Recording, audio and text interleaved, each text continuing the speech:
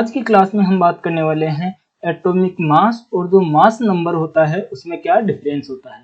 पिछली क्लास में हमने मास नंबर के बारे में देखा था कि मास नंबर किसी भी एटम का मास नंबर क्या होता है, उसमें प्रेजेंट प्रोटॉन और न्यूट्रॉन का जो योग होता है वो होता है मास नंबर। और एटॉमिक मास की अगर मैं बात करूं तो एटॉमिक मास होता है एटम का मास ऑफ एटम, एटम का मास। ठीक है, ये मास ऑफ एटम होगा। हमने रैंडम कॉन्सेप्ट फर्स्ट जो पढ़ा था उसमें पढ़ा था कि मास नंबर जो है उसको हम ऐसे रिप्रेजेंट करते हैं, और ये जो मास नंबर होता है ये प्रोटॉन और न्यूट्रॉन का क्या होता है, सम होता है। ठीक है, और ये जो मास नंबर है ये केवल एक नंबर होता है। जैसे एटॉमिक नंबर होता है जिसको हम जेड से रिप्रेजेंट करते हैं, वैसे ही ये मास नंबर भी एक नंबर होता है, और जो हमें प्रोटॉन और न्यूट्रॉन का जो टोटल सम है उसके इक्वल आता है, और इसकी कोई यूनिट नहीं होती। कई बार देख के, जैसे मान लीजिए मैं सोडियम 1123 ये लिखूं तो इसको हम 23 ग्राम क्या मान लेते हैं, 23 ग्राम इस एक एटम का मास मान लेते हैं। ठीक है, जो भी गलत है। वैसे 23 ग्राम एक हल्के से एटम जो हम नेटेड आई से बिल्कुल देख नहीं पाते, तो उसका 23 ग्राम पॉसिबल नहीं। ठीक है, तो ये 23 ग्राम इसका मास नहीं होता। तो हम बात कर रहे थे मास नंबर के बारे में। तो मास नंबर क्या होता है, प्रोटॉन और न्यूट्रॉन का सम होता है, और इससे मास नंबर की कोई यूनिट नहीं होती। ये क्या होता है, यूनिटलेस होता है, यूनिटलेस होता है। ठीक है, और इसका तो यूज सिर्फ प्रोटॉन और न्यूट्रॉन की जो नंबर है उसी को काउंट करने में होता है। लेकिन हम यहाँ एटॉमिक मास के बारे में बात करेंगे, और किसी भी एटम का जो मास होता है वो एटॉमिक मास कहलाता है। ठीक है, अब जब हम एटम का मास काउंट कर रहे हैं तो सबसे पहले हमें यह पता होना चाहिए कि एटम के अंदर क्या प्रेजेंट होता है। तो पिछले क्लास में हमने देखा था कि जो एटम का न्यूक्लियस होता है उसके अंदर होते हैं प्रोटॉन और न्यूट्रॉन। ठीक है, और इसके चारों तरफ जो इलेक्ट्रॉन हैं वो रिवॉल्व करते रहते हैं। तो वास्तव में हमें क्या करना चाहिए, ये जो इलेक्ट्रॉन है, प्रोटॉन और न्यूट्रॉन है, इनका जो मास होगा वो ही एटम का मास होगा। ठीक है, तो इन पार्टिकल्स का हमें प्रोटॉन, न्यूट्रॉन और इलेक्ट्रॉन जो इस एटम के जो फंडामेंटल पार्टिकल हैं, इनका मास अगर हमें मिल जाए तो वो क्या कहलाएगा, वो एटम का मास कहलाएगा। लेकिन हम जानते हैं जो इलेक्ट्रॉन का मास है वो इलेक्ट्रॉन का मास बहुत कम होता है। तो हम जब भी एटम का मास कैलकुलेट करते हैं तो इलेक्ट्रॉन का मास उसमें क्या करते हैं, हटा देते हैं, क्योंकि ये बिल्कुल नेग्लिजिबल होता है। अगर मैं इनका कंपैरिजन करूं, mass of proton, mass of neutron और मास ऑफ इलेक्ट्रॉन, ठीक है, तो प्रोटॉन का मास होता है लगभग 1.673 into 10 to the power -27 kg। ठीक है, और अगर इसको मैं ग्राम में लिखूं तो 1.673 इंटू 10 टू द पावर -24 ग्राम। और मास ऑफ प्रोटॉन की बात करूं तो ये होता है 1.675 into 10 to the power -27 kilogram. और अगर ग्राम की फॉर्म में लिखूं तो ये होगा 1.675 इंटू 10 टू द पावर 24 ग्राम। और मास ऑफ इलेक्ट्रॉन की बात करूं तो ये होता है 9.1 into 10 to the power -31 kilogram, और ग्राम की फॉर्म में ये होता है 10 टू द पावर 28 ग्राम। ठीक है, एक अगर हम इसको बाद में समझेंगे बाद में, लेकिन लिख लेता हूं 1.00750 AMU, इसका मतलब एटॉमिक मास यूनिट होता है। अगर AMU में देखिए तो इसका मास इतना होता है, और न्यूट्रॉन का होता है 1.00850 AMU, और इलेक्ट्रॉन का होगा 0.00549 AMU। जब AMU में इनका मास देखते हैं तो इतना आता है। ठीक है। तो यहाँ से देखो, यहाँ से हमें साफ दिख रहा है कि जो मास ऑफ प्रोटॉन और मास ऑफ न्यूट्रॉन है वो लगभग सेम है, यानी कि मास ऑफ न्यूट्रॉन लगभग सेम है किसके, मास ऑफ प्रोटॉन के। लेकिन मास ऑफ न्यूट्रॉन थोड़ा सा ज्यादा है किससे, मास ऑफ प्रोटॉन से। और अगर इनका कंपैरिजन हम मास ऑफ इलेक्ट्रॉन से करें तो कंपैरिजन कुछ ऐसा आता है कि मास ऑफ प्रोटॉन लगभग 1837 गुना होता है किसका, मास ऑफ इलेक्ट्रॉन का। ठीक है, यानी कि प्रोटॉन और जो न्यूट्रॉन है उनके कंपैरिजन में जो इलेक्ट्रॉन है वो बहुत हल्का होता है। तो जब भी हम एटॉमिक मास कैलकुलेट करते हैं, एटॉमिक मास कैलकुलेट करते हैं, तब क्या करते हैं, इलेक्ट्रॉन को काउंट नहीं करते, क्योंकि ये बहुत हल्का होता है, इसका जो मास है प्रोटॉन और न्यूट्रॉन की कंपैरिजन में बहुत कम होता है। अब हम जब ये जान चुके हैं कि प्रोटॉन और न्यूट्रॉन का मास लगभग सेम होता है, इनमें बहुत थोड़ा डिफरेंस होता है, तो हम प्रोटॉन और न्यूट्रॉन को एज ए पार्टिकल मानने लग जाते हैं। प्रोटॉन और न्यूट्रॉन को क्या मानने लग जाते हैं, पार्टिकल मानने लग जाते हैं। तो किसी एटम के अंदर जितने प्रोटॉन और न्यूट्रॉन होंगे और उन प्रोटॉन और न्यूट्रॉन का जितना मास होगा वो ही क्या होगा, उस एटम का मास होगा। और हम पहले देख चुके हैं कि ये जो प्रोटॉन और न्यूट्रॉन है ये न्यूक्लियस में पाए जाते हैं, तो इन्हें क्या बोलते हैं, न्यूक्लियन बोलते हैं। प्रोटॉन को भी न्यूक्लियन बोलते हैं और न्यूट्रॉन को भी क्या बोलते हैं, न्यूक्लियन बोलते हैं। अगर हमें किसी भी एटम का मास कैलकुलेट करना है तो हमें क्या पता होना चाहिए, उसमें प्रेजेंट प्रोटॉन और न्यूट्रॉन के जो टोटल नंबर हैं वो हमें पता होने चाहिए। फॉर एग्जांपल अगर मैं हीलियम के बारे में बात करूं तो हीलियम का एटॉमिक नंबर 2 होता है और इसका जो मास नंबर होता है वो 4।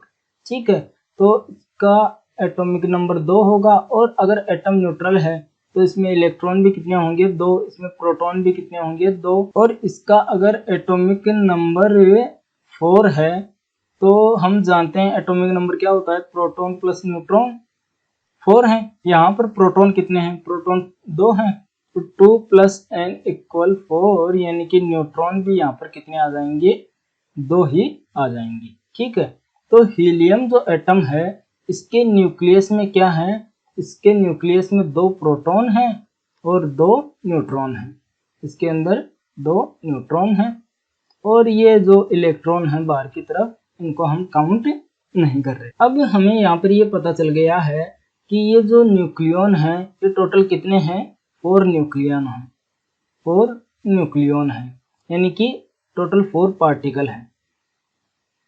और हमने पहले देख लिया कि जो एक प्रोटॉन और एक न्यूट्रॉन है उनका जो मास है वो लगभग सेम है। ठीक है, और हमने देखा था इनका मास लगभग कितना था, मास ऑफ प्रोटॉन और मास ऑफ न्यूट्रॉन लगभग 1.67 into 10 to the power 27 kilogram था, इनमें ज्यादा वेरिएशन नहीं था। तो अब इनने ये जो पार्टिकल हैं, ये टोटल जो 4 पार्टिकल हैं, इनका मास कैलकुलेट करने के लिए हम एक नई टर्म इंट्रोड्यूस करते हैं जिसका नाम है एटॉमिक मास यूनिट। तो देखो एएमयू जो एटॉमिक मास यूनिट है इसकी ज़रूरत क्यों पड़ी, इस टर्म की ज़रूरत क्यों पड़ी। अगर हम एटम के बारे में बात करें, जो न्यूक्लियस के अंदर जो प्रोटॉन और न्यूट्रॉन हैं ये होते हैं बहुत हल्के। ठीक है, तो ये जो किलोग्राम और जो ग्राम यूनिट है इनके लिए बहुत बड़ी यूनिट होती है। ये तो वैसा ही हो गया जैसे मान लीजिए आपको एक 10 किलोग्राम का बच्चा है और उसका वेट हम क्विंटल में बता रहे हैं।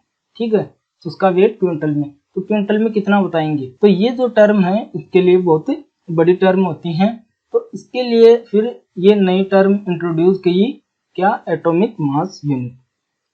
और एक जो एएमयू होता है, 1 एएमयू किसके इक्वल होता है, ये होता है लगभग 1.66 into 10 to the power 27 kilogram, या मैं ग्राम की फॉर्म में बात करूं तो 1.66 into 10 to the power 24 gram.